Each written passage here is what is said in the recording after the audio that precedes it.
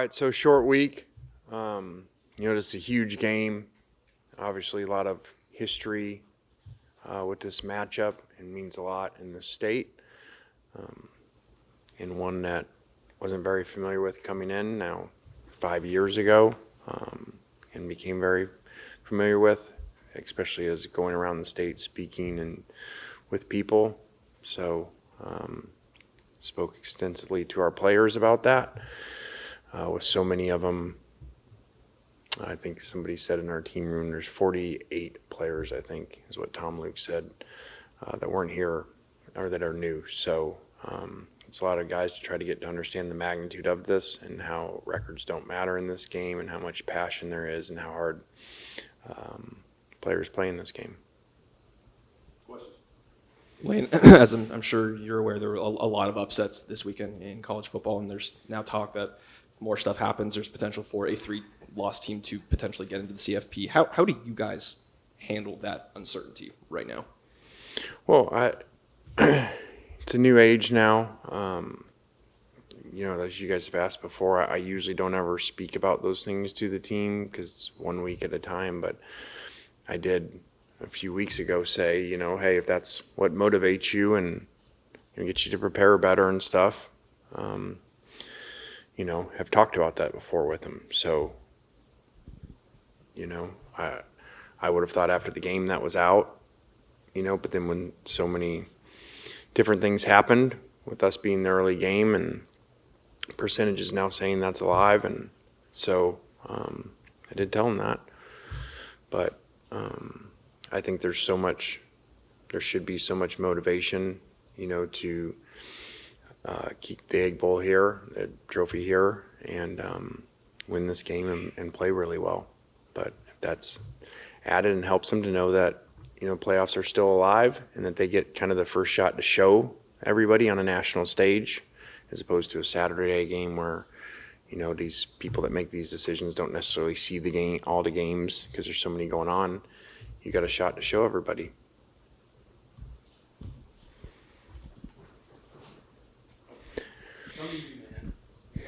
Hey, Lane, I asked you about Bentley yesterday, but I'm an idiot and didn't follow up. So if it's not an off-the-field thing or personal, what's like the football rationale for a guy who, when he did get his extended run, has the longest run of the year for y'all, 50 yards, and has he regressed? Is it a scouting and development issue? Like, what has kept him from being a guy coming into the year was the SEC's highest graded returning running back? What's held him back?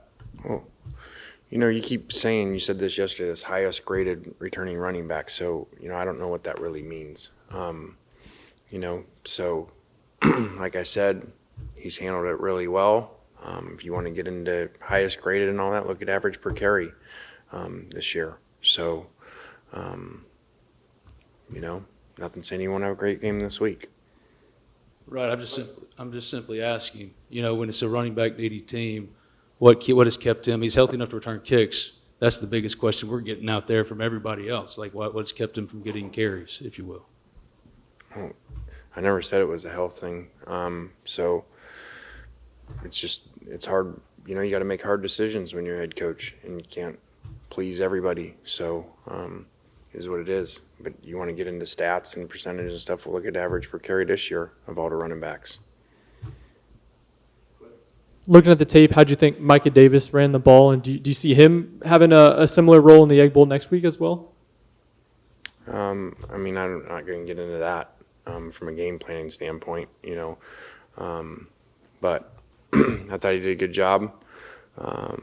Unfortunately, we had a holding on his longer run that he got some space and didn't have a lot of space otherwise. So, On Saturday, you weren't exactly sure how the team was going to bounce back from that. You were really stuck on the day itself. Now that it's been a couple of days, how have you seen the guys kind of respond to that adversity?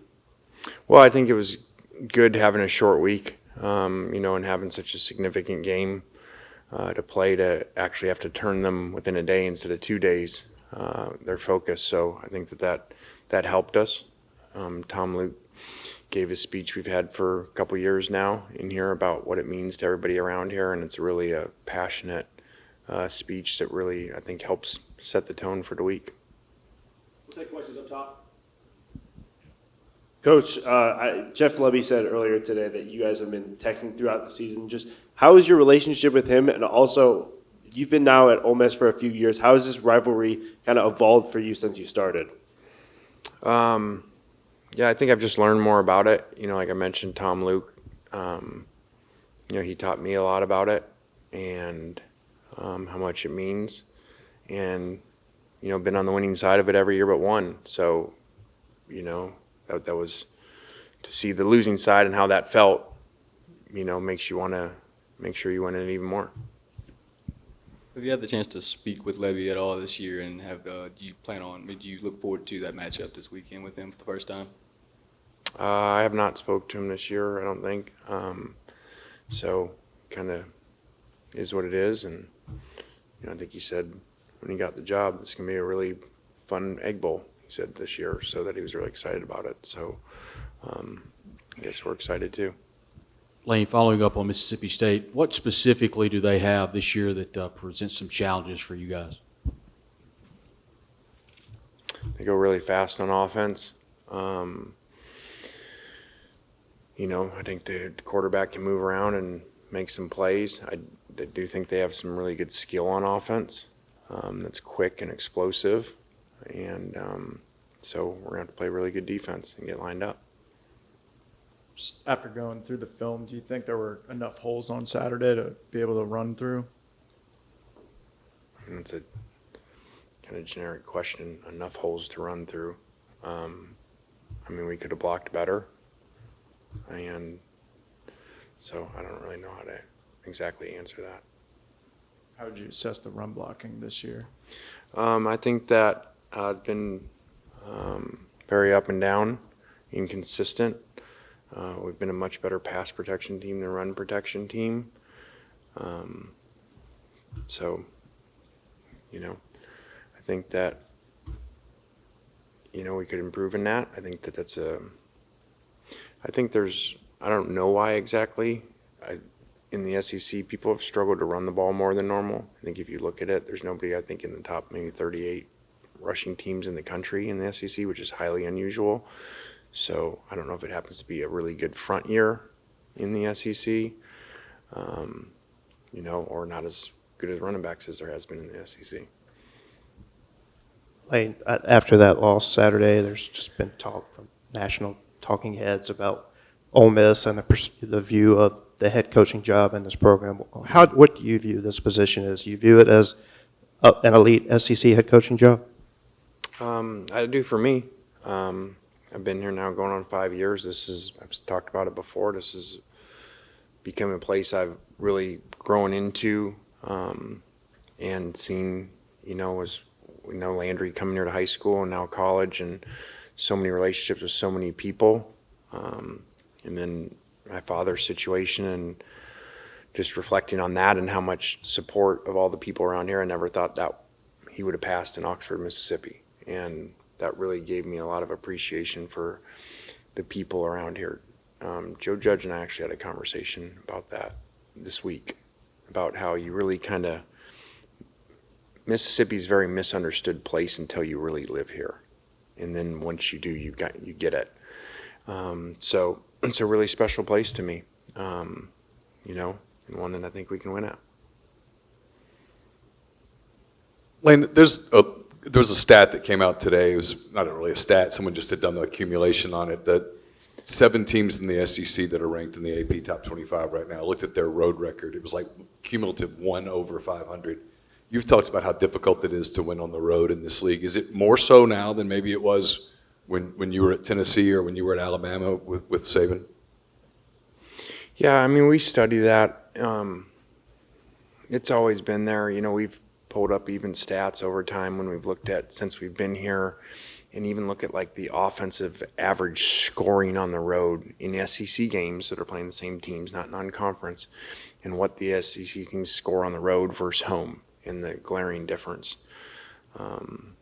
At one point one year when we were looking at it, it was a whole touchdown difference. So I think that's probably always been there. I don't know why it seems to be more magnified now.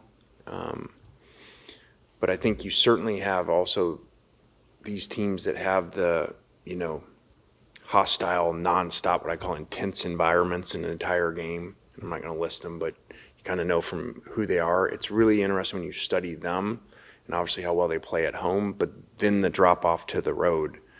And I've kind of always says that's something because they're programmed and used to having that intensity on their side every game for the entire game. And now that when they go on the road, they don't have it.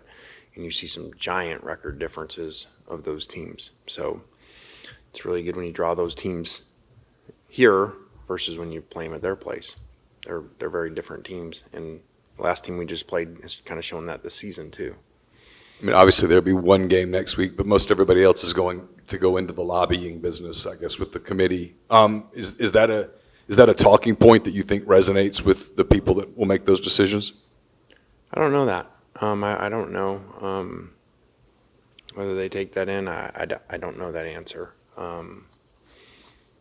So I know a lot of people do it. But we were focused on winning this game and winning the Egg Bowl. Whatever to get us to 20 wins the last 2 seasons. So there's a lot at stake. Last thing for me, I was just curious, I'm not making an assumption here, but Trey Harris, kind of what's his mental state after what happened Saturday? I think he's still figuring out, getting some different opinions on it. So I don't know much more than that right now. I do think on that earlier question, now I think about it about being here too.